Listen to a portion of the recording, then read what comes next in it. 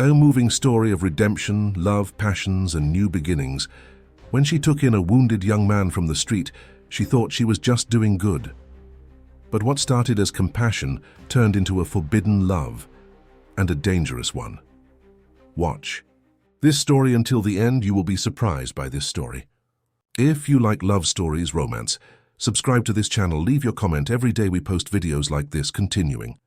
Aurora's hand shook as she touched his bloody skin. She shouldn't be here, kneeling on the damp asphalt behind the market, feeling the heat radiating from his nearly unconscious body. But something about the curve of his jaw, the way his dark eyelashes contrasted with his deathly pallor, made her chest tighten in a way she hadn't felt in years. It was dangerous. It was wrong. And that was exactly why she couldn't keep her hands off him. The smell of rain mixed with blood and sweat permeated the air of the early morning in São Paulo. Aurora looked around, checking to see if anyone was watching them in the back of that little market in Vila Madalena. Only overflowing trash cans and stray cats testified to her insane decision to take a stranger home. Gael, though she didn't yet know that was his name, let out a low groan as she slipped her arm under his ribs to help him up. The sound vibrated against her chest in a way that was too intimate, making her bite her lower lip hard enough to taste the metallic taste of her own blood. She was Aurora Salvat, a respected therapist, the widow of an influential politician, a woman who had built a solid reputation helping others untangle the knots of their fractured minds. At 42, she had mastered the art of maintaining emotional distance, of being the safe haven without ever drowning in other people's storms. But here, in that moment, feeling the masculine weight resting on her small but firm body, all her defenses felt like wet paper. The boy was tall, too thin, with a wild beauty that contrasted brutally with the purple bruises scattered across his face. He couldn't have been more than 25, but there was something ancient in his half-open eyes, a hardness that only comes from someone who learned too early that the world bites. Aurora dragged him to her car, a discreet black Honda Civic, fighting against his weight and against her own rationality that screamed at her to call the police, an ambulance, anything that didn't involve taking him to her isolated house on the outskirts of town. But she knew the procedures too well. The endless questions, the reports, the bureaucracy that swallowed people like this boy and spat them back out onto the streets weeks later, even more broken. And there was something else, something she didn't want to admit even to herself.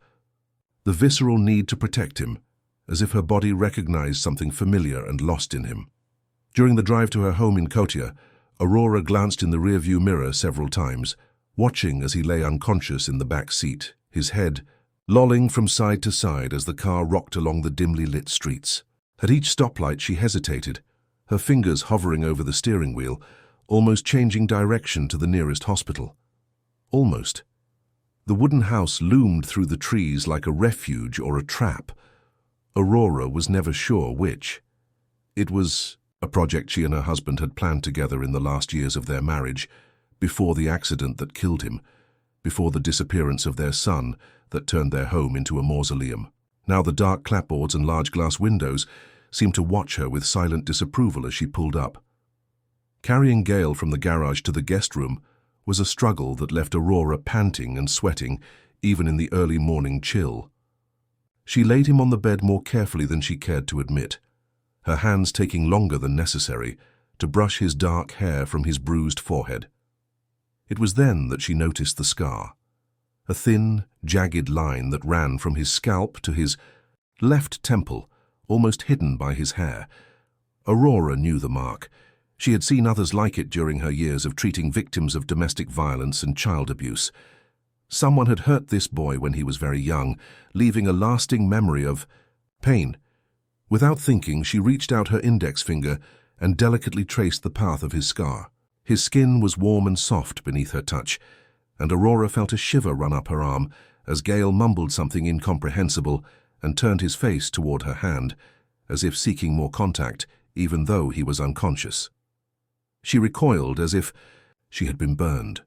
She spent the next 2 hours cleaning his wounds with the expertise of someone who had raised a child and cared for a bedridden husband in the last months of his life. Gael had superficial cuts on his arms, a nasty bruise, on his ribs that thankfully didn't seem to indicate a fracture, and several bruises that suggested a fight or a hard fall. Nothing life-threatening, but enough to keep him unconscious for hours. Aurora exchanged his dirty clothes for an old t-shirt she'd found in the closet, probably her husband's, though she preferred not to think about it, and a pair of sweatpants that were too big for his thin frame. As she did so, she couldn't help but notice the defined muscles beneath his pale skin, the way his abdominal muscles flexed even in sleep, the trail of dark hair that disappeared beneath the hem of his underwear. She stopped immediately, ashamed of herself. What kind of person was attracted to a wounded, vulnerable man? What kind of therapist was she, anyway? But when Gale groaned softly and muttered something that sounded suspiciously like, "Don't leave me," Aurora felt something break inside her chest. It was as if a wall she had built brick by brick over the course of 14 years was developing dangerous cracks. She settled into the armchair next to the bed, pretending to herself that it was just to monitor whether he would develop any complications during the night. In truth, she was mesmerized by the way the light from the lamp fell on his masculine features, softening the hardness and revealing an almost angelic beauty. It was there, watching him sleep, that Aurora realized how empty her life had become. How long had it been since she felt her heart race for something other than work or painful memories? How long had it been since she had touched or been touched by another human being in a way that wasn't purely professional? The sun was rising when Gale finally opened his eyes. Aurora had dozed off in the chair and was awakened by a hoarse sound, something between a sigh and a pained grunt. When she opened her eyes, she found a pair of dark brown irises staring back at her, too alert for someone who had just woken up. There was wariness there, but also an intense curiosity that made her stomach churn. "Where am I?" His voice was deeper than she expected, scratchy with what might have been screaming or dehydration. "Home. My home." Aurora sat up straighter, suddenly aware of how disheveled she must look after a sleepless night. "You were hurt. I found you behind the market in Villa Maddalena." Gael studied her in silence for several seconds, his eyes roaming over her face in a way that seemed to want to memorize every detail. Aurora had the strange sensation of being evaluated, weighed on some invisible scale. "Why did you bring me here?" He tried to sit up and winced in pain, putting his hand to his bruised ribs. "Calm down." Aurora stood up instinctively, reaching out as if to touch him, but stopping mid-motion when he glared at her with something dangerously close to a threat. "You might have fractured something. You should go to the hospital for some tests." "No." The answer was immediate and definitive. No hospital, no doctor, no police. There was something about the way he said it that made Aurora take a half-step back. It wasn't fear of what they might find out about him. It was fear of what they might do to him. "Okay," she said softly, using the same tone she used with particularly traumatized patients. "No hospital. But you need to rest and eat properly. When was the last time you ate anything?" Gael closed his eyes for a moment, as if doing a mental calculation. "I don't remember." The simple answer carried so much weight that Aurora felt something move inside her chest. How many times had she heard those same words from people who had lost not only all sense of time, but all sense of humanity itself? "What's your name?" Another long pause. "Gale." "Gale. How?" "Just Gale." Aurora nodded, acknowledging the resistance. This was how it always started. People clinging to the last shreds of control they had, measuring exactly how much of themselves they were willing to give up. "I'm Aurora. This is my home, and you can stay here until you feel better." "Why?" The question was laced with genuine distrust, as if the idea of gratuitous kindness was completely alien to his world. Aurora hesitated. It was a good question, and she wasn't sure she had an answer that made sense even to herself. "Because sometimes people need help," she said finally, "and sometimes other people are in a position to help." Gael watched her with those dark eyes that seemed to see more than they should. "And what do you gain from that?" The question hit her like a punch to the gut. What was in it for her? What had possessed her to bring a stranger into her home? to care for him, as if he were what? A patient, an injured animal? Or something more dangerous that she didn't want to name? "I'm not gaining anything," she lied, not knowing exactly what she was trying to convince herself of. Giles smiled then, and it was like watching the sun rise over a devastated landscape. There was beauty there, but also something wild and slightly menacing. "Everyone wants something," he said, his low voice, carrying a cynical truth that made Aurora shiver. "The question is what?" He rose from the bed with careful movements, testing his body, and Aurora realized how tall he was, at least a foot taller than her, with broad shoulders that his borrowed clothes could not disguise.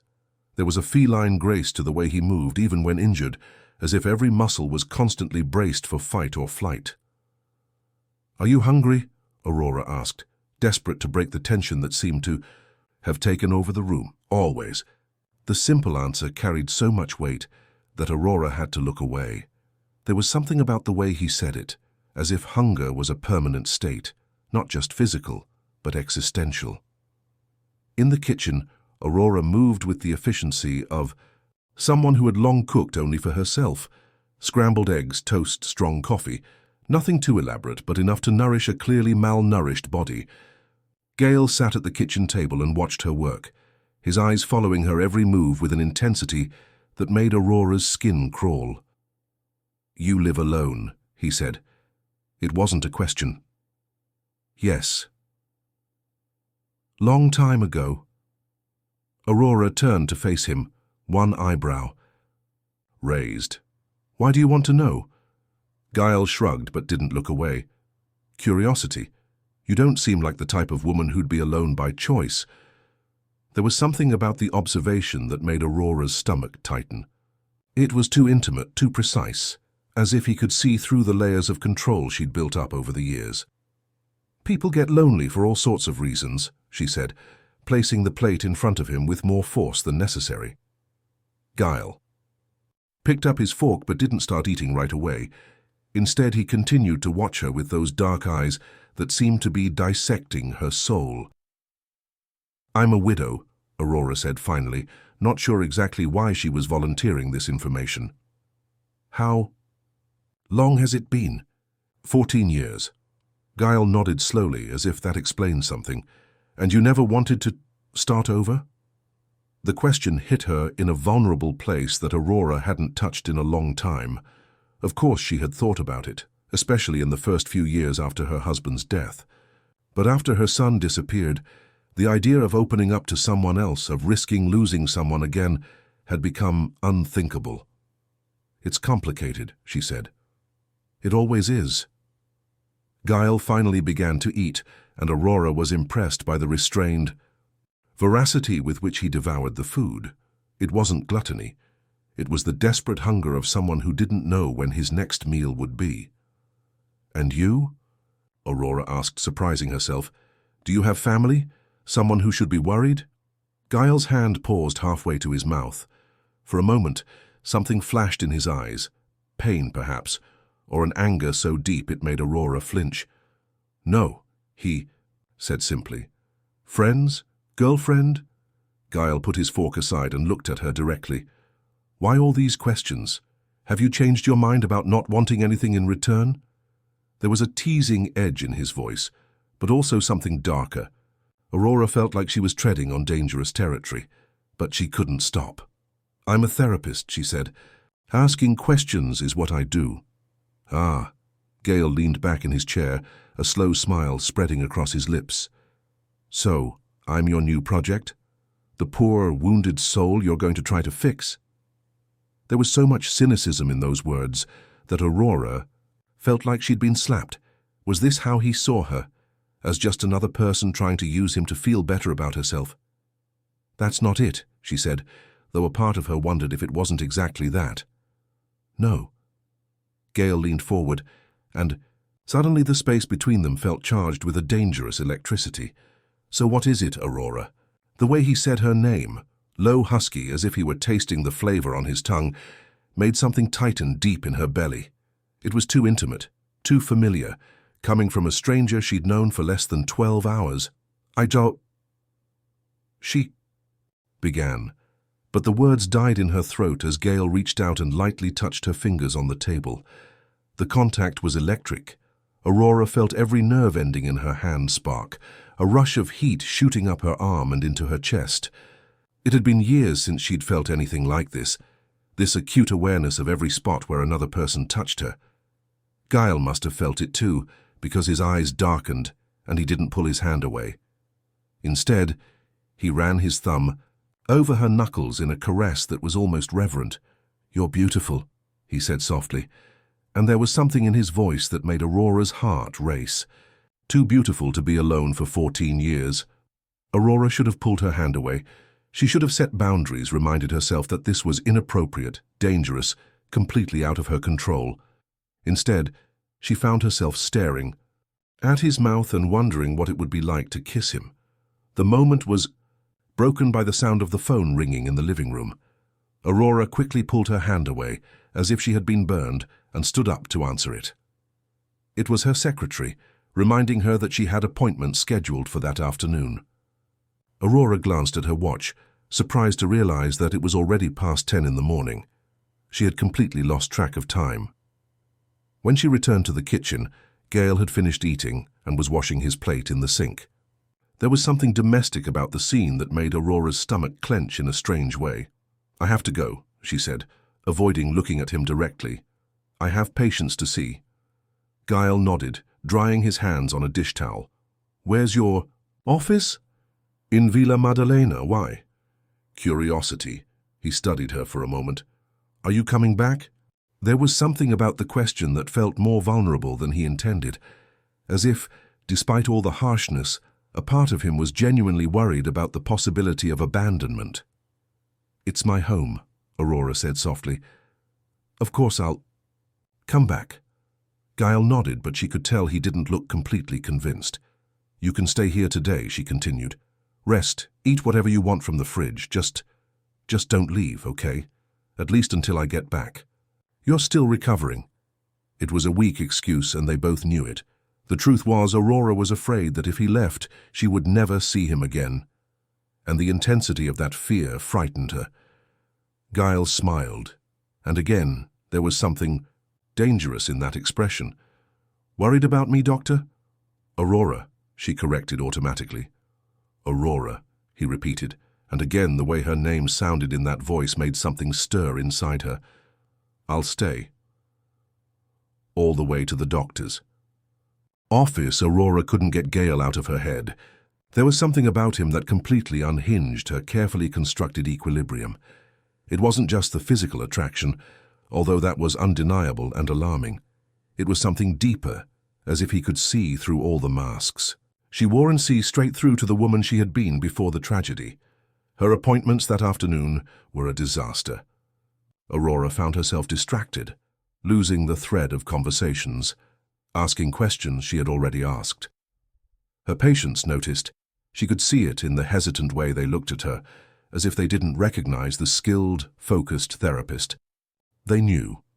Around 4 o'clock in the afternoon, after a particularly disastrous session with a client dealing with post-traumatic stress disorder, Aurora decided to cancel the rest of her appointments and head home.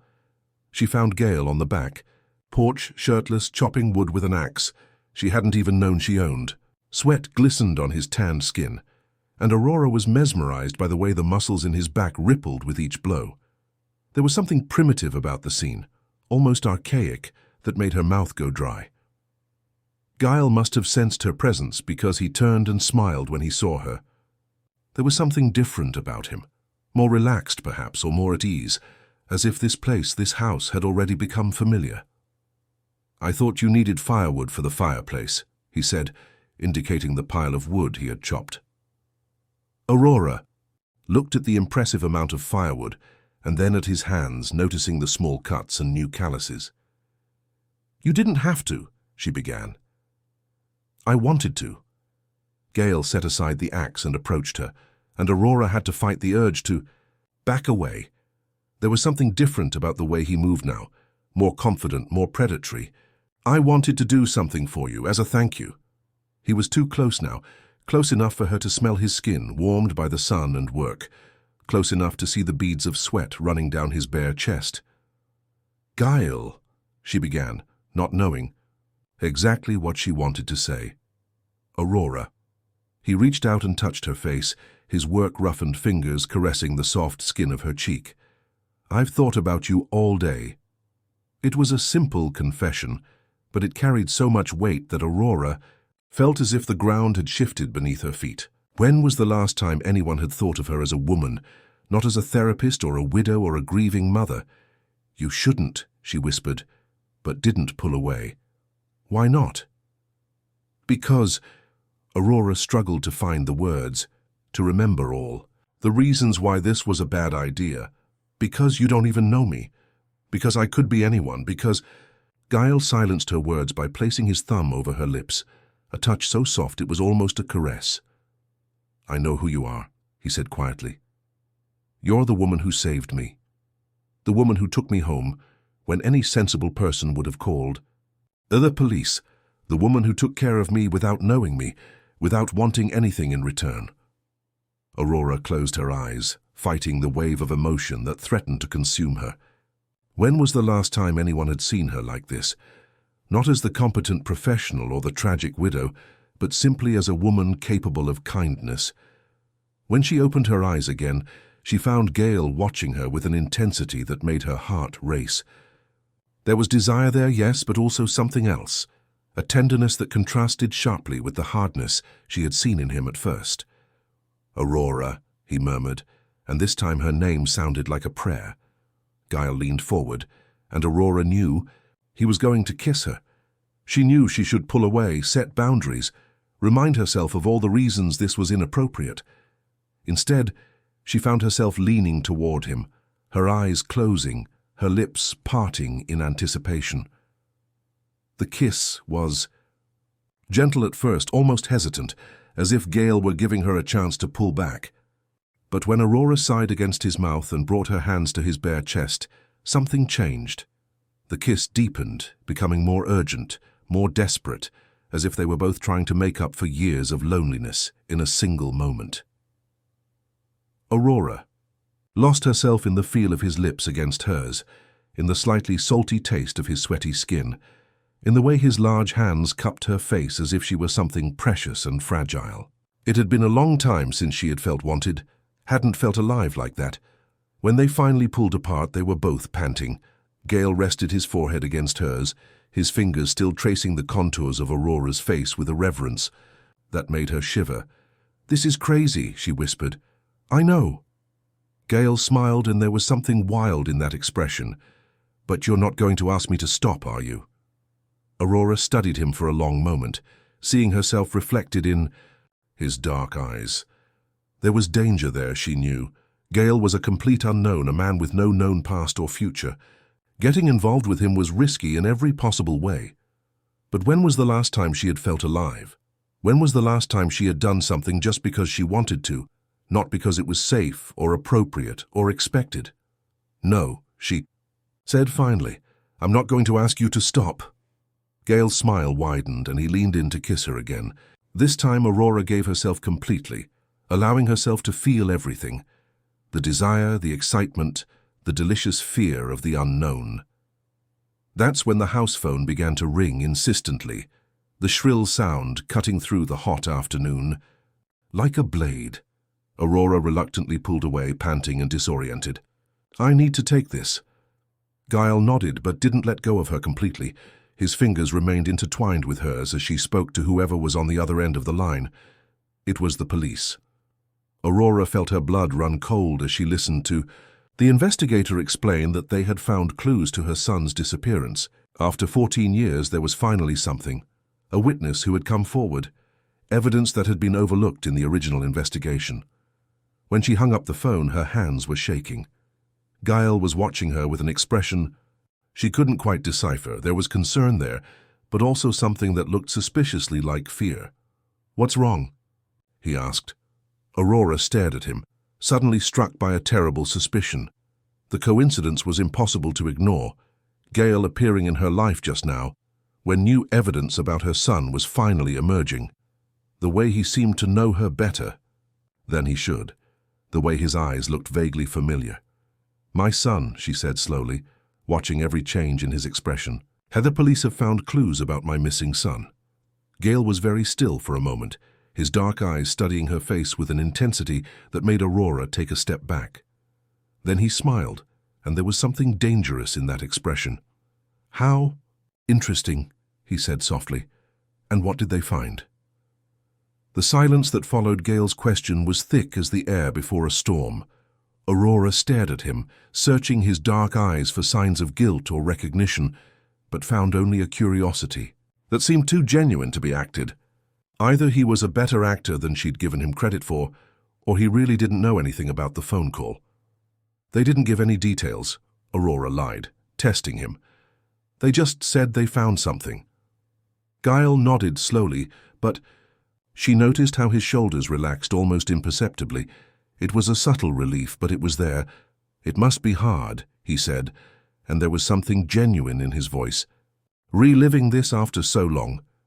Aurora continued to study him, looking for flaws in his performance, but Gale held her gaze without hesitation. If he was lying, he was extraordinarily good at it. "How old was he?" Gale asked softly. 7. The word came out as a whisper. Aurora always had trouble talking about her son, but there was something about the way Gale asked, without excessive pity, without the discomfort most people showed, that made her want to answer. "What was he like?" Aurora blinked, surprised by the question. People usually asked about the disappearance, about the search, about how she had dealt with the loss. No one asked about the boy himself. "Curious," she said, and a wistful smile touched her lips. "Questioned everything. Couldn't sit still, had an energy, contagious." Gale watched her with intense attention, as if he was memorizing every word. "Did he like football?" "I loved it. He was a fanatical Vasco fan, like his father." Aurora hesitated. "Why are you asking these things?" Gale shrugged. "Curiosity. You talk about him as if he were special. All children are special to their mothers." "No," Gale said, shaking his head. "Not the way you talk. Your eyes light up when you mention him, even after all this time, even with all the pain." There was something in the remark that touched Aurora in a deep, painful place. It was true. Even after 14 years, even with the pain that still consumed her at times, talking about Miguel still made her smile. "Miguel," she said softly, pronouncing the name she rarely said out loud. His name was Miguel. Gale was very still for a moment, and Aurora swore she saw something pass through his eyes, a flash of, what? Recognition. Pain. "That's a pretty name," he said finally. The moment was broken by the growl of Gale's stomach, loud enough to make them both smile. The tension dissipated slightly, and Aurora realized it was almost 6 in the evening and he probably hadn't eaten anything since breakfast. "Come," she said, touching his arm lightly. "I'll make us something to eat." In the kitchen, Aurora moved automatically, preparing a mushroom risotto, a recipe that always calmed her when she was nervous. Gale sat at the center island counter watching her work, and there was something intimate about the scene that made her stomach tighten. "You cook well," he noted after she added the white wine to the rice, the smell spreading through the kitchen. "I learned out of necessity. After Miguel was born, I could no longer rely on ready-made food or restaurants all the time." "And your husband? Did he cook?"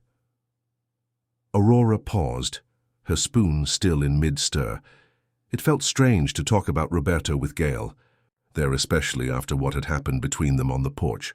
No, Roberto was too busy. A politician, you know. There were always meetings, events, commitments.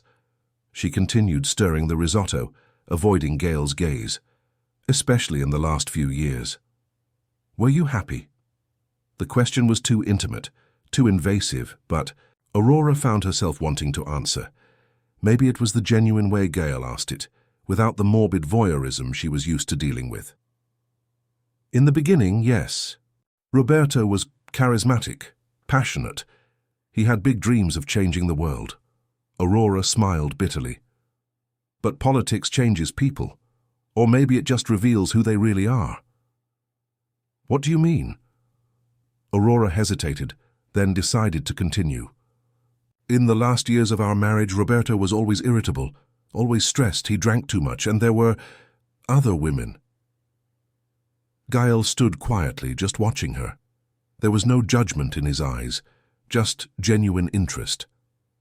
I knew, Aurora continued, surprising herself with how easily the words came out. About other women. A wife always knows. But I had Miguel. I had my career starting. It seemed easier to turn a blind eye. Did he beat you? The question was direct, blunt, and Aurora turned to face him. There was something in Gael's voice, a hardness that hadn't been there before. No, Roberto was never violent with me, just absent, distant, as if I were part of the furniture. Gael nodded, but she noticed his fists were clenched on the counter.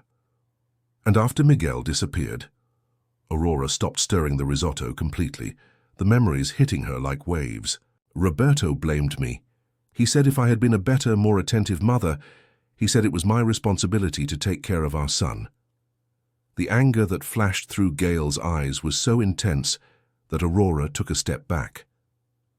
Son of a bitch, he muttered, the words coming out with a venom that surprised her.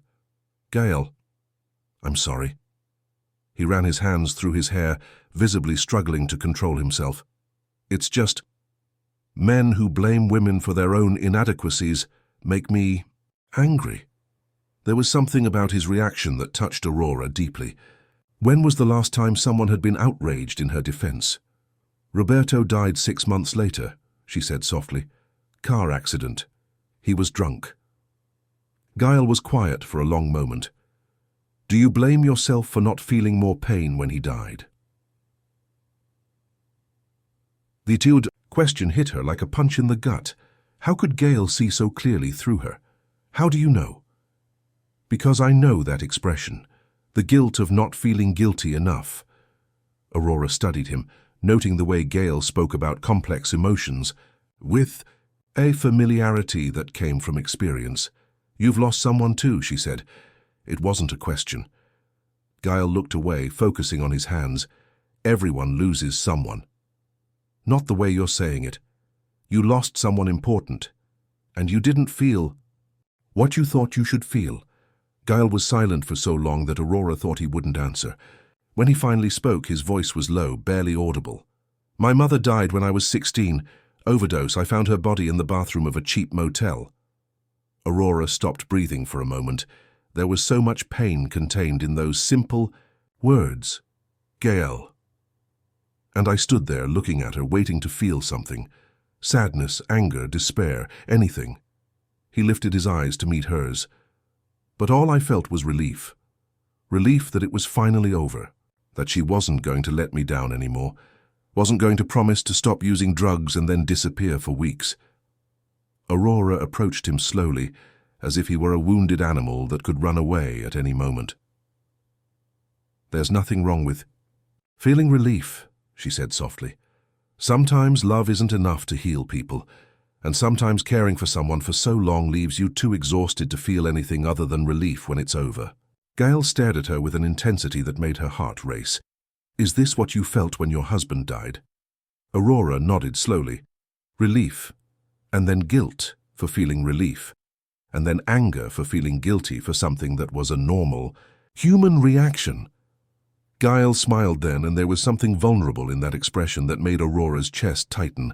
You're good at this, he said. In what? In making people feel less alone. There was something about the way he said it that made Aurora move even closer. She was close enough now to feel the heat emanating from his body, to see the small scars that marked his hands.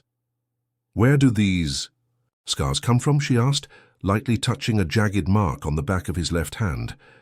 Gael looked at where she was touching, then at her face. Several fights, several falls, several people who didn't like me very much. Why didn't they?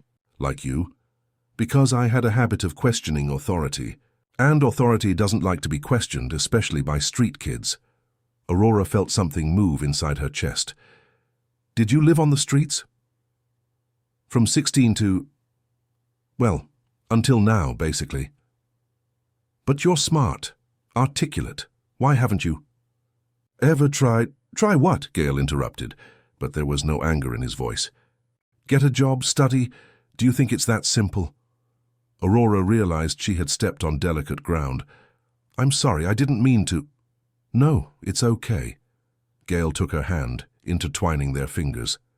It's just that people think that leaving the streets is a matter of will, but when you have no documents, no fixed address, no references, when you have scars that make people look away— He didn't finish his sentence, but Aurora understood. There was a whole world of prejudice and systemic barriers that she in her sheltered upper-middle-class life had never had to face. How did you survive all these years? Gale shrugged. You learn. You figure out where to get food, where to sleep without being disturbed. You learn to read people, who to trust and who to run from. What about me? Do you trust me? Gale studied her for a long moment, his dark eyes searching her face. I want to trust, he said finally, but trust is dangerous, especially for people like me. People like you? People who have nothing to offer but problems. Aurora felt a wave of indignation. That's not true, isn't it? Gale smiled bitterly. What do I have to offer, Aurora? I'm a homeless man with no papers, no family, no future. I have no money, no formal education, nothing a woman like you could want. A woman like me? Educated, successful, beautiful. You could have any man you wanted. Aurora stared at him, seeing the real insecurity behind the bravado. What if I told you I didn't want just any man? What if I told you I wanted you? Gale stayed very still, his eyes searching for any sign that she was lying or being condescending. Why? He asked finally. Aurora stepped closer, her hands coming up to touch his face. Because when you look at me, I don't see pity. I don't see the tragic widow or the mother who lost her son. You see me as a woman. Aurora, because you ask questions about my son like he's a real person, not just a tragedy. Because you get angry when someone hurts me, even though it's been 14 years since he died. Gale closed his eyes, as if her words were physically painful. Because, Aurora continued, her voice dropping to a whisper, you remind me what it's like to be alive. Gale opened his eyes and stared at her with an intensity that made her heart stop. Then, without warning, he pulled her towards him and kissed her, with a desperation that took all the air from her lungs. It wasn't like the kiss on the porch, tentative and exploratory. This one was hungry, urgent, as if they were both drowning and could only find air in each other's mouths. Aurora lost herself in the feel of his lips against hers, in the way his large hands wrapped around her waist and pressed her against his solid body. Gale lifted her effortlessly and sat her on the counter, positioning himself between her legs. Aurora gasped as she felt his heat through the thin fabric of her skirt, as she realized how much he wanted her. Aurora, Gale murmured against her lips, his voice husky with desire. Are you sure? In response, she pulled his head down and kissed him again, her hands exploring the muscles of his back, the heated skin, the scars that told stories she wanted to know. Gale moaned softly, and his lips moved down to her neck, kissing and nibbling the sensitive skin. Aurora arched her body against him, lost in sensations she had forgotten existed. That's when the smell of burning hit his nostrils. The risotto, she gasped, suddenly remembering the food on the stove. Gale reluctantly stepped aside, allowing her to leap off the counter to save dinner. The rice was stuck to the bottom of the pot, but still edible. Aurora served it onto 2 plates, her hands shaking slightly from the adrenaline of the previous moment. They ate in silence at first, the sexual tension still hanging in the air between them like an electric cloud. Aurora found herself watching the way Gale ate, with genuine appreciation, as if each bite was a gift.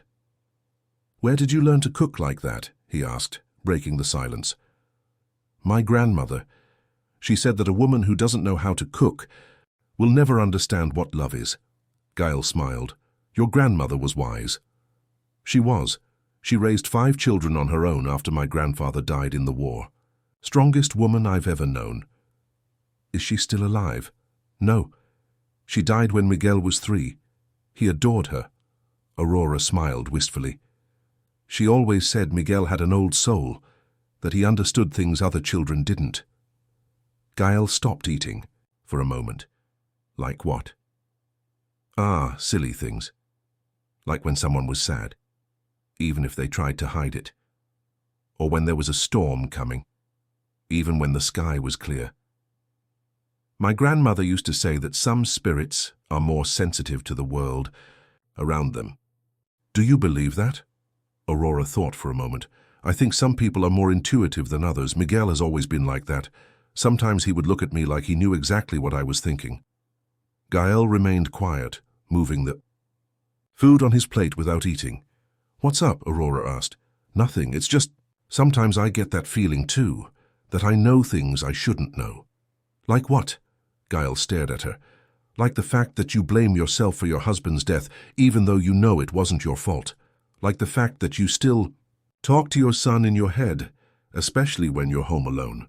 Like the fact that you have nightmares about the day he disappeared. Aurora felt her blood run cold. How could Gael know these things? They were intimate details she had never shared with anyone. How do you know that? Gael seemed to realize. He had revealed more than he had intended. It's just intuition, observation. It's not just observation, these are very specific things. Gael stood up abruptly, taking his plate to the sink. Maybe I should leave. What? Aurora stood up as well, confused by the sudden change. Why did you say that? Because I'm making your life difficult. Because you have a chance to find out what happened to your son and I'm here distracting you. You're not distracting me. You're... Aurora stopped, struggling to find the right words. Gael, what's going on here? Is there something you're not telling me? Gael stood with his back to her for a long moment, his hands resting on the sink counter. Aurora could see the tension in his shoulders, in the way his muscles were contracted. There are a lot of things I'm not telling you, he said finally. Like what? Gael slowly turned to face her. There was something different in his eyes now, a hardness that hadn't been there before, but also a vulnerability that made her want to reach out and comfort him. Like the fact that I didn't appear in your life by chance. Aurora felt as if the ground had moved beneath her feet. What do you mean? I know who you are, Aurora. I knew before you even found me behind that market. Aurora's mind raced, trying to process the implications of this. You were following me?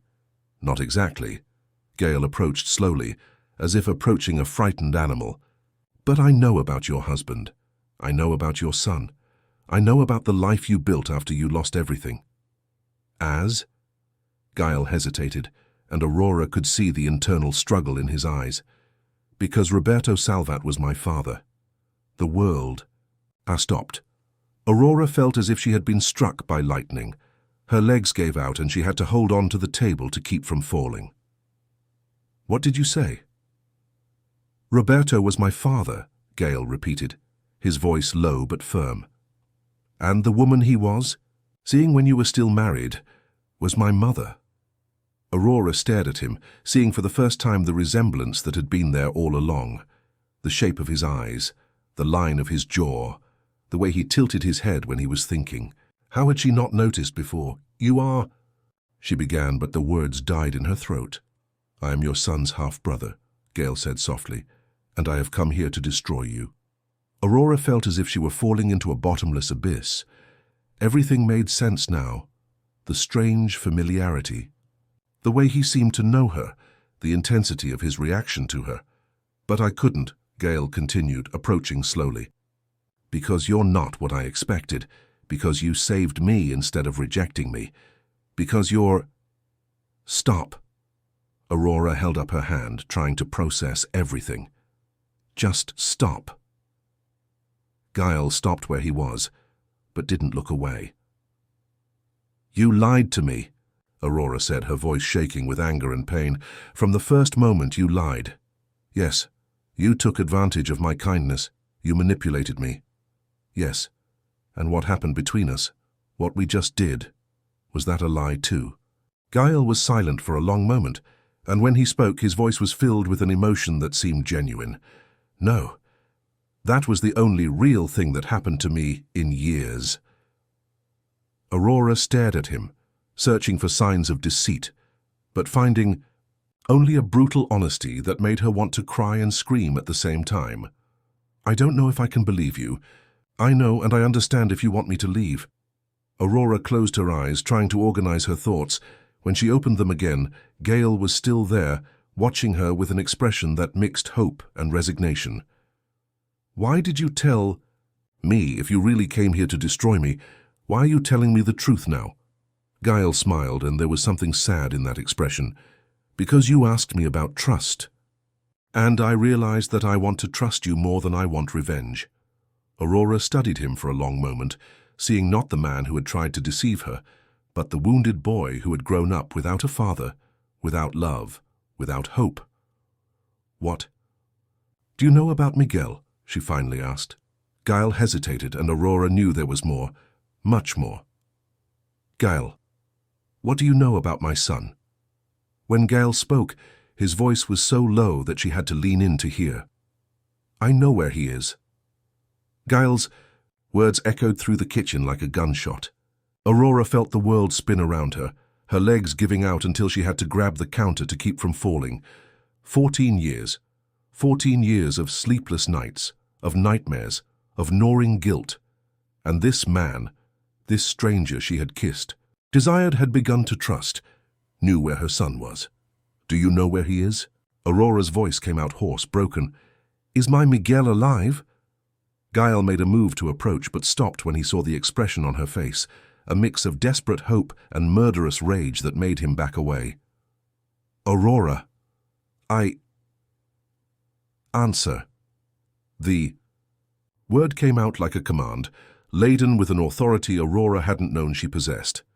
"Is my son alive?" Gale closed his eyes for a moment, as if gathering courage for what he was about to say. When he opened them again, there was a deep pain there that made Aurora's heart stop. "I don't know, but it's possible." Aurora felt like she had been struck by lightning. "What do you mean, it's possible? You just said you know where he is." "Well, I know where he was. 8 years ago when I managed to escape." "He escaped from where?" Aurora approached Gale, her hands shaking. "Gale, tell me everything, now." Gale ran his hands through his hair, his eyes avoiding hers. "There's a place, an unofficial orphanage on the outskirts of Embu das Artes. It's run by a man who calls himself Father Luis, though I doubt he's actually a priest." Aurora felt a chill run down her spine. "Continue." "It takes in street kids. It offers food, shelter, education. For desperate parents or abandoned children, it seems like a miracle." Gale paused, his voice growing tense. "But it's not. It's a prison." "What do you mean?" Gale looked at her then, and Aurora saw in his eyes a trauma so deep it made her stomach turn. "Father Luis uses the boys, sexually, emotionally, physically. He breaks them completely, makes them dependent on him, and then sells them to rich men who have certain appetites." Aurora felt bile rise in her throat. "My God, some boys manage to escape eventually, others never leave." Gale clenched his fists. "And some are killed when they become too old or too troublesome." Aurora had to hold on to the counter again, her legs giving out. The possibility that her little boy, her innocent and lively Miguel, had spent years in this hell was more than she could process. "How do you know that?" "Because I was there, from 16 to 18. Aurora stared at him, seeing Gale in a new light.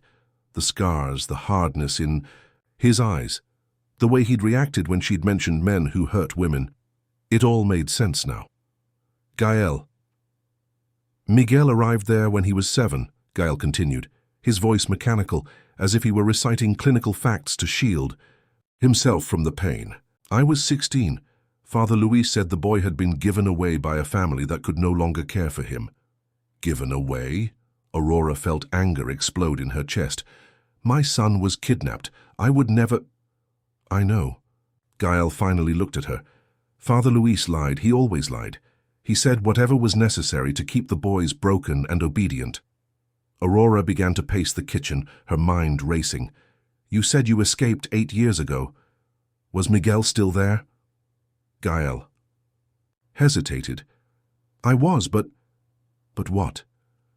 "Aurora, you have to understand. 8 years is a long time in that place. Miguel was 15 when I left. He had changed. Changed how? Gael visibly struggled to find the words. Father Luis had a method. He would take the younger boys and adopt them as favorites.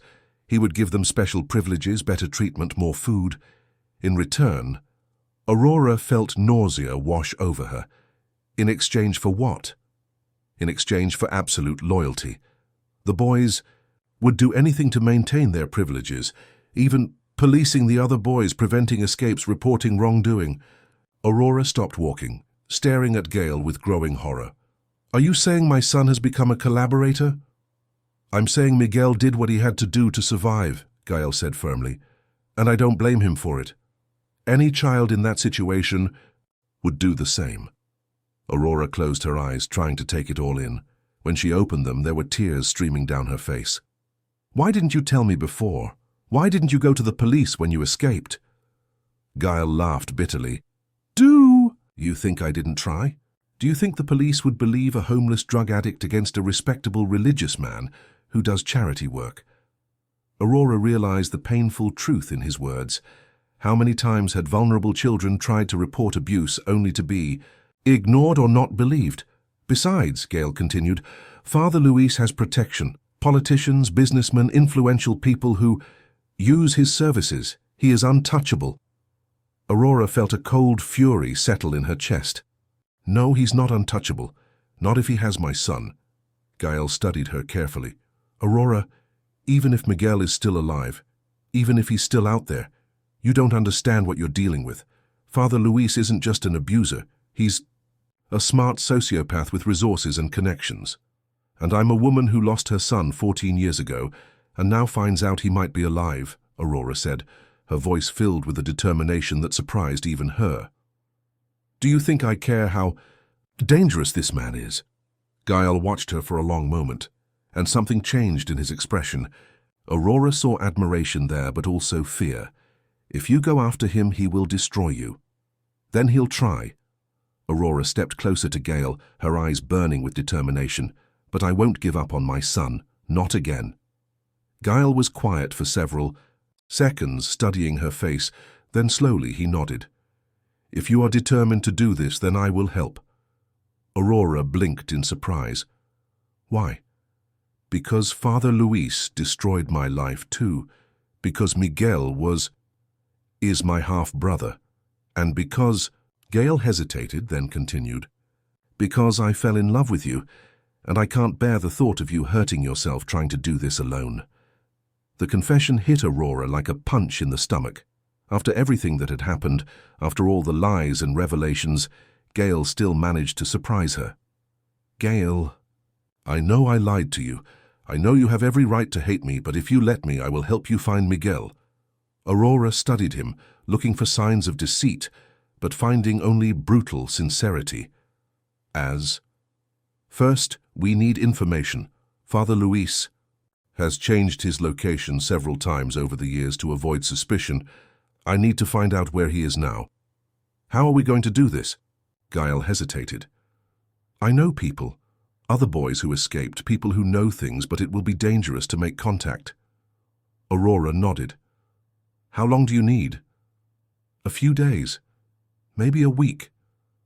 Aurora felt impatience burn in her veins.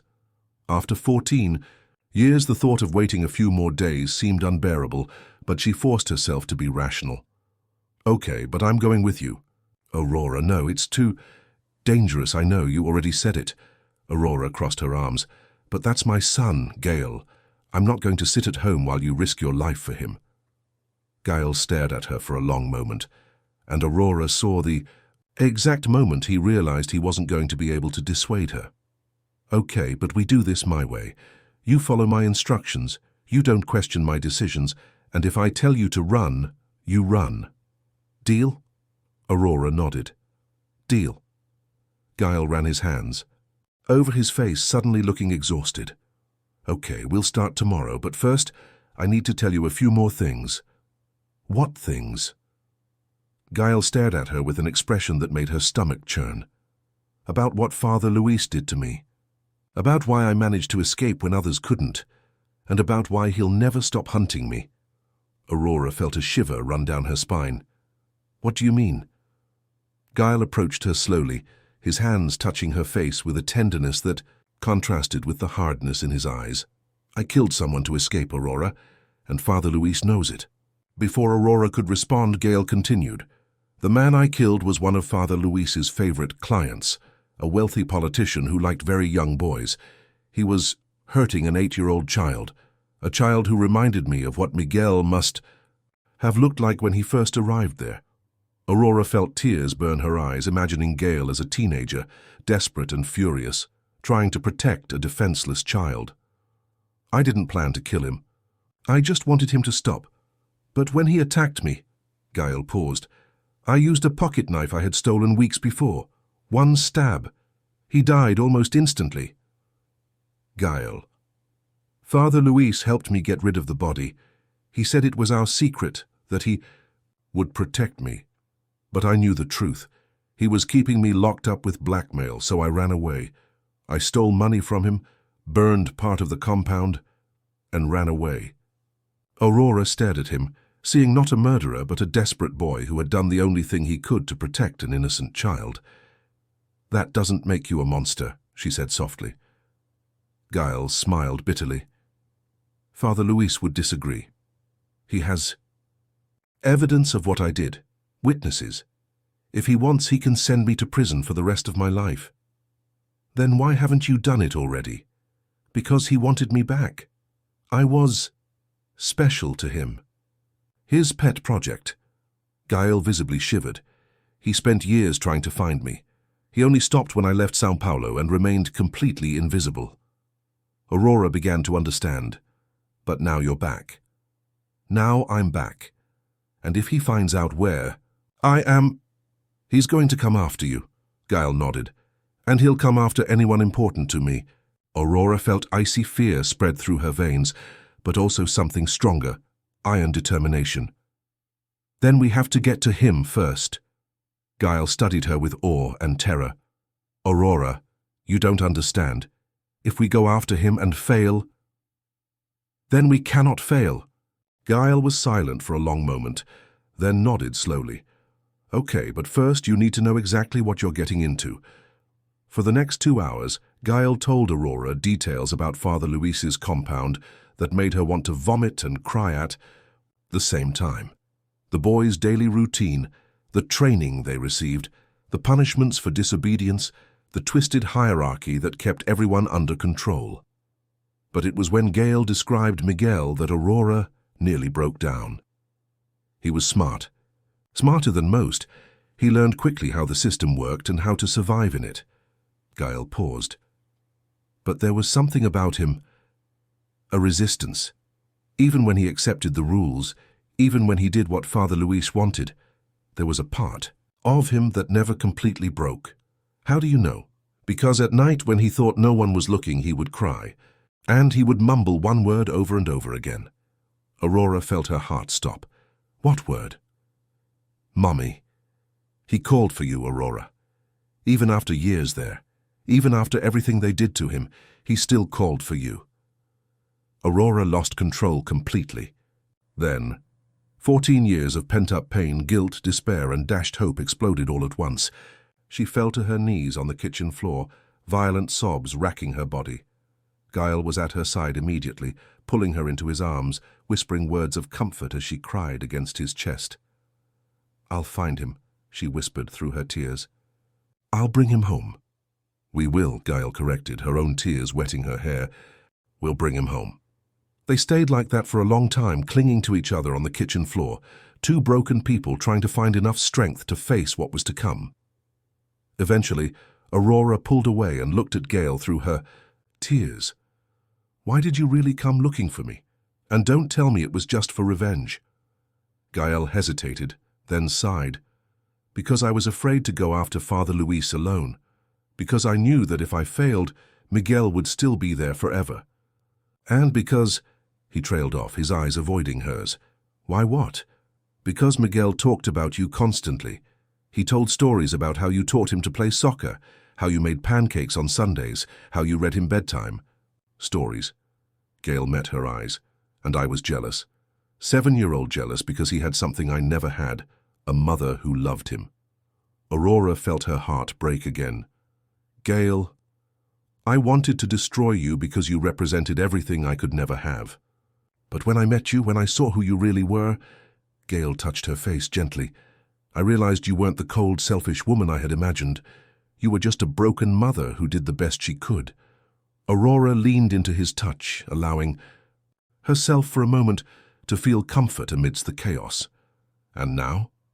Now I want to help you get your son back, even if it means facing my worst nightmares. Aurora studied him for a long moment, seeing courage and terror in equal measure in his eyes. There's a chance Miguel doesn't want to be rescued, she said quietly. If he's been there this long, if he's adapted... There's a chance, Gail agreed. But there's also a chance that a part of him is still waiting for you, still waiting to go home. Aurora nodded, feeling determination solidify in her chest like concrete. Then let's find out. They spent the rest of the night planning.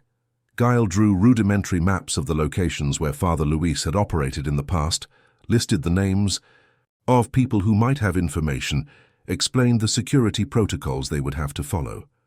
It was nearly dawn when Aurora finally asked the question that had been burning in her mind. Gail, if we find Miguel, if we can get him out of there, what happens then between us, I mean? Gail stopped writing and looked at her. I don't know, I suppose it's up to you. What do you mean? What do you want to say when this is over? If you'll ever be able to forgive the fact that I lied to you, if you'll ever be able to look at me without seeing the terrible things I've done. Aurora thought about it for a long moment. You lied to me. You manipulated my feelings. You came here initially to hurt me. Gail nodded, accepting the conviction. But, Aurora continued, you also saved me. You gave me hope when I thought there was none, and you're risking your life to help me find my son. Gail looked at her in surprise. I don't know what will happen after we find Miguel, Aurora said honestly. I don't know if I'll ever be able to completely trust you again, but I know I want to try. Gail closed his eyes for a moment, as if absorbing her words. That's more than I deserve. Maybe. But it's what you've got. Gail smiled then, and for the first time since he had started telling the truth, the smile reached his eyes. Then, let's find your son. Aurora nodded, feeling something she hadn't felt in 14 years, real hope. Let's find Miguel. The next morning, Gael left early to start making contacts. Aurora stayed home, unable to focus on anything other than the possibility that her son was alive somewhere, waiting for her. Around noon, the phone rang. It was the police investigator, with more information about the new evidence they had found. Mrs. Salvat, we have a few questions to ask you. Can we come by this afternoon? Aurora hesitated. The last thing she needed was police complications while Gail was doing his investigative work. Sure. What kind of questions? About your late husband. We found some interesting connections between him and some cases we're investigating. Aurora felt her blood run cold. What kind of connections? It's better if we talk in person. We'll be there at 3. Aurora hung up the phone with shaking hands. Connections between Roberto and cases the police were investigating? What cases? A terrible suspicion began to take shape in his mind. Roberto had extensive political connections. He knew powerful people, people who might be involved with the Kane. Phone rang again. It was Gail. Aurora, we have a problem. What happened? Father Luis knows I'm back and he knows about you. Aurora felt like the world was crumbling around her. How do you know? Because he just texted me he wants to meet me tonight. Gail, no. It's a trap. I know, but he has something that belongs to you. Aurora stopped breathing. What do you mean? When Gail spoke again, his voice was thick with an emotion she couldn't identify. He has Miguel, Aurora, and if I don't show up, he said he'll kill him. Gael's words echoed through the phone like a death sentence. Aurora felt her legs give out, having to lean against the wall to keep from falling. Miguel was alive. Her son was alive, but in the hands of a monster who was now using him as bait to lure Gael. "Aurora, are you there?" "I am." His voice came out hoarse, unrecognizable. "Where's the meeting?" "Aurora, no, you can't go." "Gael." Aurora closed her eyes, gathering all the strength she had. "That's my son. I'm going." "He's going to kill her." "Maybe. But if there's a chance, even a small one that I can save Miguel, I'll try." Gael was quiet for a long moment. Aurora could hear him breathing heavily on the other end of the line. "The meeting is at 8 o'clock at night, in an abandoned church in Franco da Rocha. But Aurora, if you come, if he sees you with me, I know the risks." Aurora opened, her eyes feeling a cold determination settle in her veins. "Where are you now?" "In a cafe in Liberdade." "Why?" "Stay there. I'm coming to find you."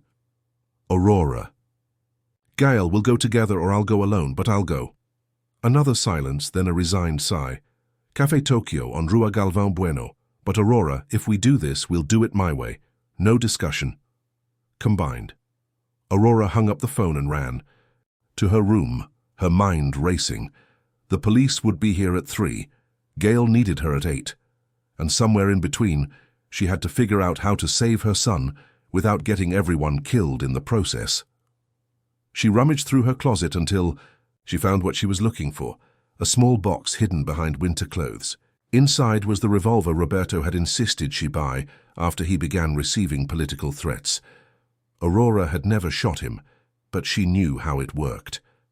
She put the gun in her bag and left the house, driving through the São Paulo traffic like a woman possessed. Café Tokyo was a small, traditional establishment in Liberdade, frequented mainly by Japanese businessmen and students.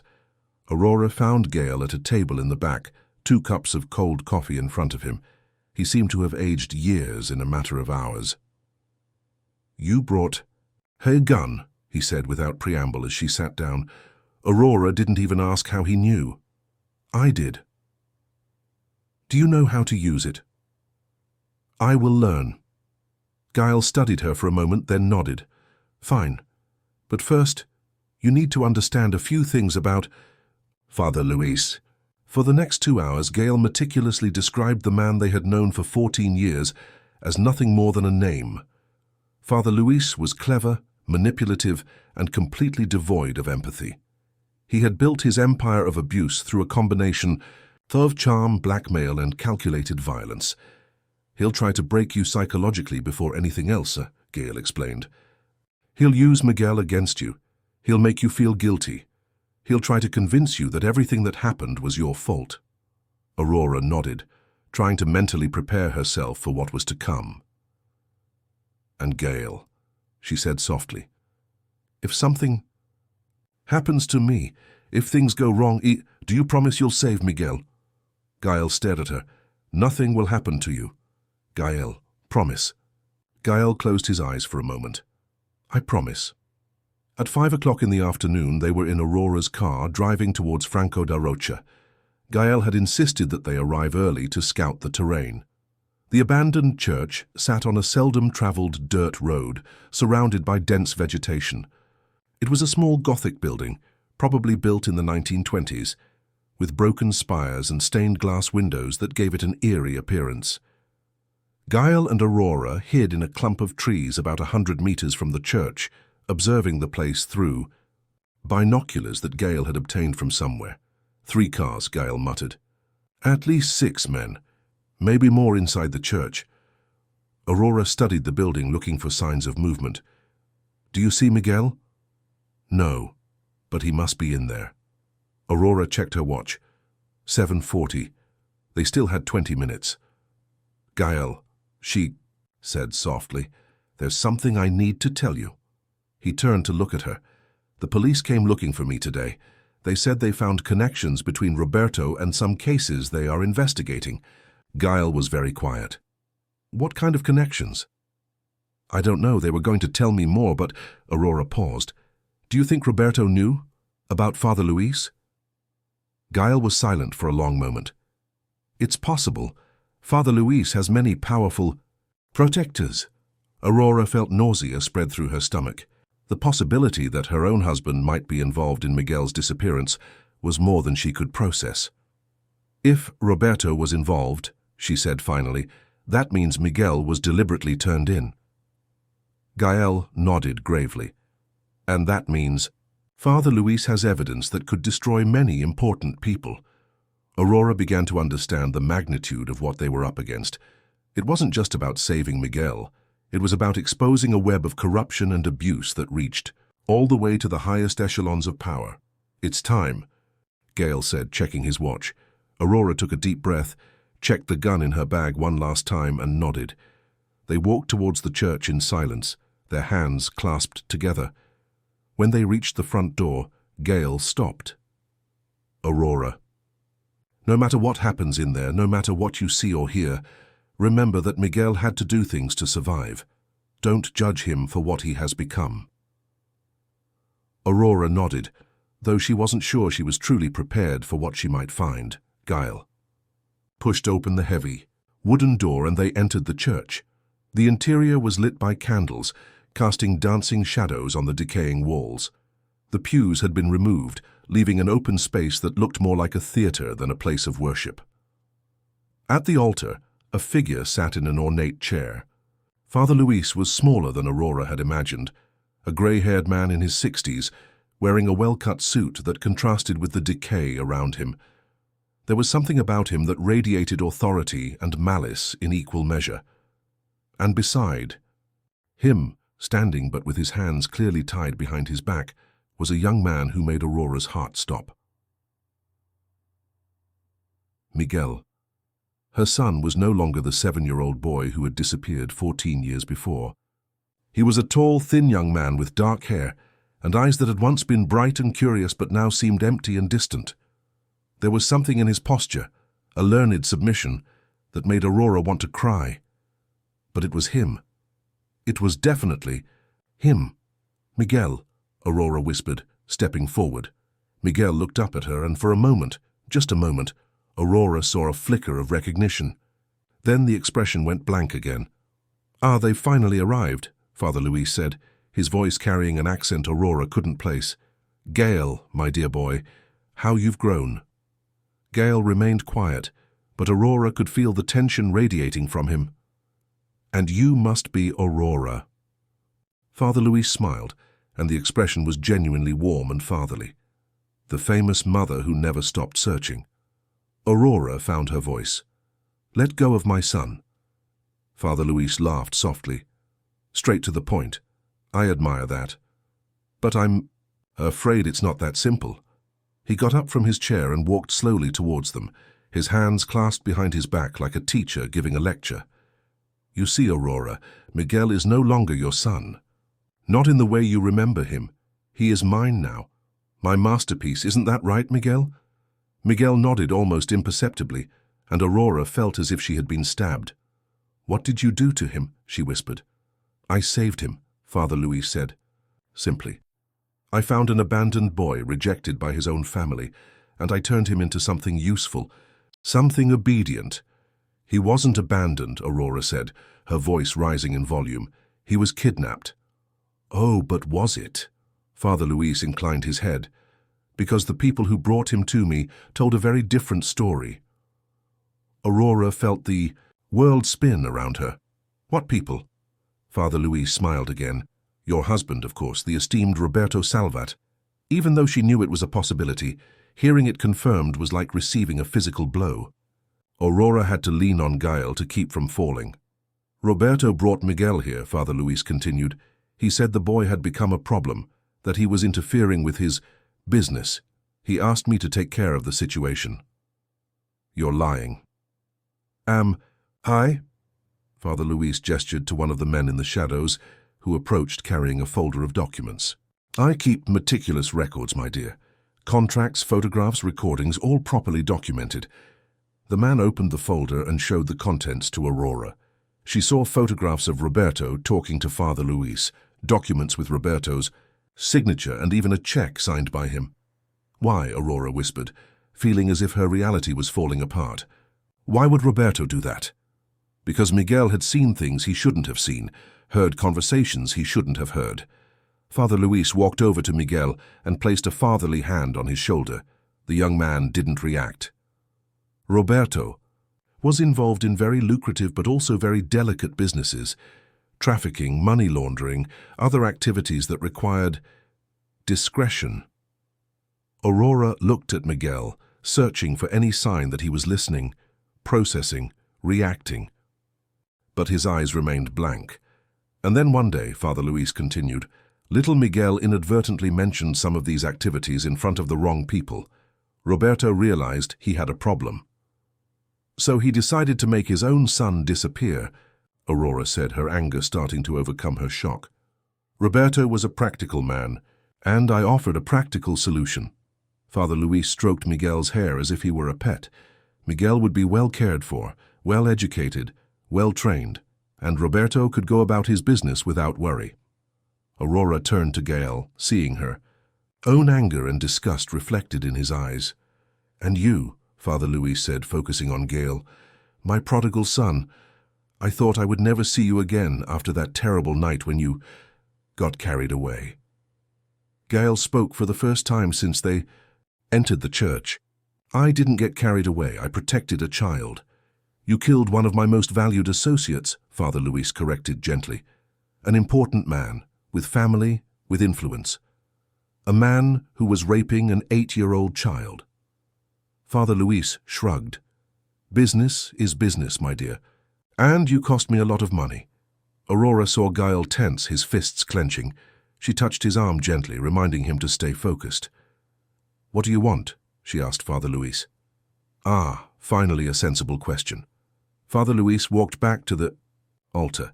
"I want Gael back, of course. He was my favorite. Very smart, very strong, very responsive to proper training. What if he refuses?" Father Luis gestured casually to Miguel. "Then I'll kill your son. Very slowly, very painfully while you watch." Aurora felt icy horror spread through her veins. "What if he accepts?" "Then you two can go. Miguel stays with me, of course. He's mine now, but you're free." Gael stepped forward. "And what guarantee is there that you will keep your word?" Father Luis smiled. "None. But it's the only offer you have." Aurora looked at Miguel again, studying the face that was both familiar and strange. Her son was there, just a few feet away, but he seemed unreachable. "Miguel," she said softly.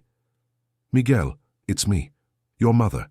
Miguel looked up briefly, and Aurora swore she saw something move in the empty depths, a spark of recognition, perhaps, or memory. "He doesn't remember you," Father Luis said casually, "at least not in any way that matters. The mind is a curious thing, you know. With the right treatment, it can be reshaped." Aurora felt anger explode in her chest. "What treatment? Drugs, intensive therapy, behavioral conditioning? Nothing too dramatic, just effective methods to remove problematic memories and install new behavior patterns." Aurora looked at Gael, seeing her own desperate determination reflected in his eyes. They couldn't leave Miguel here, no matter the cost. "There is a third option," Gael said suddenly. Father Luis arched an eyebrow. "Oh yeah? You let me take Miguel away, and I'll give you something you want more than any of us." "And what would that be?" Gael smiled, and there was something dangerous in that expression. "Evidence. About all the powerful men who used your services. About the deaths you ordered. About the money you laundered." Father Luis was very quiet. "You have no evidence whatsoever." "No?" Gael pulled a small device from his pocket. "Do you remember your private office in the old compound? Do you remember how you used to record your sessions with the boys for later blackmail?" Aurora saw Father Luis's expression change slightly. "Do you also remember how good I was with electronics, how I could always fix your equipment when it broke?" Father Luis didn't answer, but Aurora could see tension building in his shoulders. "I installed devices on all your equipment, Father. Devices that copied everything you recorded and sent it to a secure server. Giles smiled. I have 14 years of evidence. Faces, names, conversations, financial transactions, everything. You're bluffing. Giles pressed a button on the device. Suddenly, Father Luis's voice echoed through the church, an old recording of him discussing prices with a customer, mentioning specific names of politicians and businessmen. Father Luis turned pale. Now, Giles said, you can either let us take Miguel and try to figure out how to destroy evidence that's spread across multiple servers around the world, or you can try to kill us and watch that evidence automatically get sent to every newspaper, police station, and federal agency in the country. Father Luis stared at him for a long moment, and Aurora could see cold calculation going on behind his eyes. Very clever, he said finally, but there's a problem with your plan. Which? Miguel doesn't want to go with you. Father Luis turned to Miguel. Tell them, my son, tell them you want to stay here, where you are safe and cared for. Miguel looked up, and for the first time since they entered the church, he spoke. I want to stay. The words hit Aurora like bullets. Her son, her own son, wanted to be with the monster who had tortured him for 14 years. Miguel, she whispered, moving closer to him. It's me, your mother. Do you remember the pancakes I made on Sundays? The stories I read to you? Your blue teddy bear. Miguel stared at her, and for a moment Aurora saw something pass through his eyes, confusion, perhaps, or pain. I don't have a mother, he said mechanically. Father Luis is my family now. Aurora felt tears burn her eyes. Miguel, please, I love you. I've never stopped looking for you. Please come home with me. This is my home. Aurora looked at Gale desperately, searching for any idea, any solution. Gale was studying Miguel intensely, as if searching for something. Then his eyes focused on Miguel's neck. The little medal, Gale said softly. Aurora followed his gaze and saw a thin chain around Miguel's neck, almost hidden by the collar of his shirt. Miguel, Gale said, can I see your medal? Miguel instinctively put his hand to his neck, protecting the chain. It's okay, Gale continued. I have a similar one. Gale took a medallion from around his neck, a simple piece of St. Michael the Archangel. Father Luis gave me this one when I got here, Gale lied smoothly. To protect me. Is yours similar? Miguel hesitated, then slowly pulled the chain. The small medallion that emerged made Aurora gasp. It was the medallion she had placed around Miguel's neck the day he disappeared. It was more worn now, the engraving almost illegible, but it was definitely the same one. Where did you get this? Aurora asked, her voice shaking. Miguel looked at the medallion in his hands, confusion clear in his expression. I've always had it, for as long as I can remember. Miguel, Aurora said softly, stepping closer, look closely at the medallion. Look at the words engraved on it. Miguel obeyed, focusing on the small piece of metal. To Miguel, Aurora whispered along. With him, remembering what she had had engraved. With eternal love, Mama. Miguel stopped breathing. His eyes widened, and Aurora saw the exact moment the memories began to come back. Fragments at first, then waves. Mommy, he whispered, his voice suddenly that of a frightened child. Yes, my love. It's me. Miguel looked at Aurora then, really looked, and she saw her son in his eyes for the first time in 14 years. Mommy, I was waiting for you, he said, and his voice broke. I knew you'd come get me. Aurora ran to him then, completely forgetting about Father Luis and his men. She cut the ropes that bound Miguel's hands and hugged him tightly enough to break him. Miguel clung to her like a child, sobbing against her shoulder. I'm so sorry, she whispered in his ear. I'm sorry it took me so long to find you. Enough, Father Luis said brusquely. Enough of this touching meeting. Aurora turned to face him, Miguel still in her arms, and saw that he was pointing a gun at them. Did you really think I would allow you to take my most valuable property? Giles stepped forward. You forgot the evidence? I haven't forgotten, but I can deal with the consequences of the evidence. I can't deal with losing Miguel. Father Luis smiled coldly. He's special. You know, very special. It took me years to shape him properly. Aurora felt Miguel tremble in her arms and knew she would do anything to protect him. Besides, Father Luis continued, who said you'll live long enough to release any evidence? It was then that Aurora remembered the gun in her. With a quick movement, she pushed Miguel behind a stone pillar and pulled out her revolver, pointing it at Father Luis. Put the gun down, she said, her voice surprisingly firm. Father Luis laughed. Aurora, my dear, you don't even know how to shoot. Maybe not, but at this distance it's hard to miss. Father Luis studied her for a moment, and Aurora saw the moment he realized she was serious. Would you shoot an unarmed man?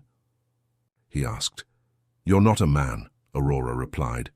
You're a monster. The silence stretched on for several seconds.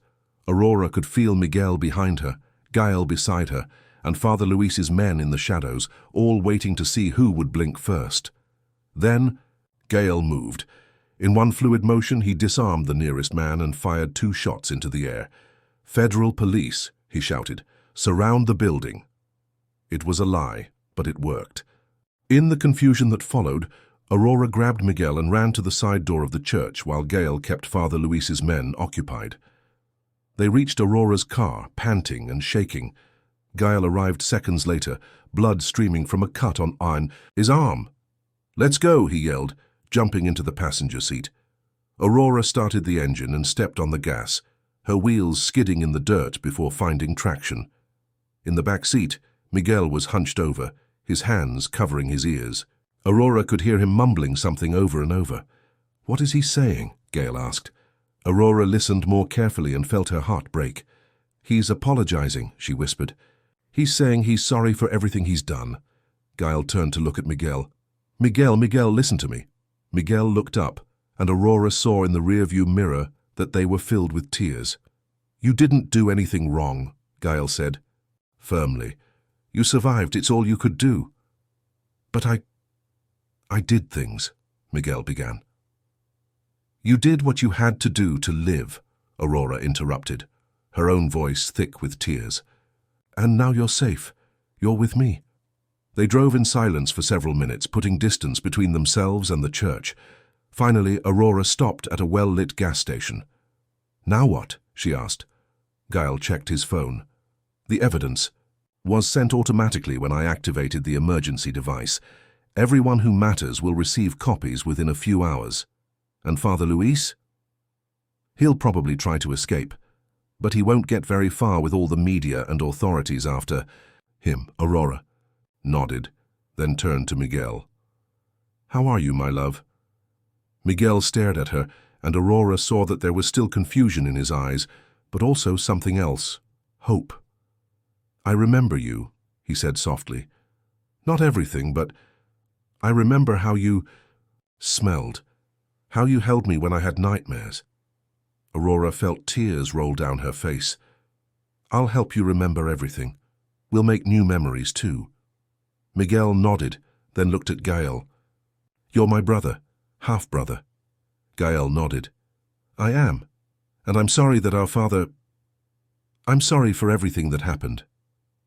Miguel was quiet for a moment. Father Luis talked about our father sometimes.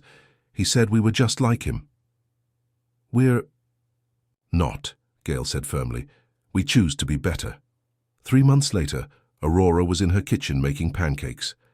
It was Sunday morning, and the smell of coffee and sweet dough filled the air. Miguel sat at the table, leafing through a book of old photographs that Aurora had kept all these years. He was still too thin. He still had nightmares sometimes. He was still in intensive care to deal with the trauma. But he was alive. He was home, and he was slowly becoming himself again. Gael was on the porch, chopping firewood. He had moved into the guest house a few weeks ago, when it became clear that Miguel would need a lot of time and support to recover.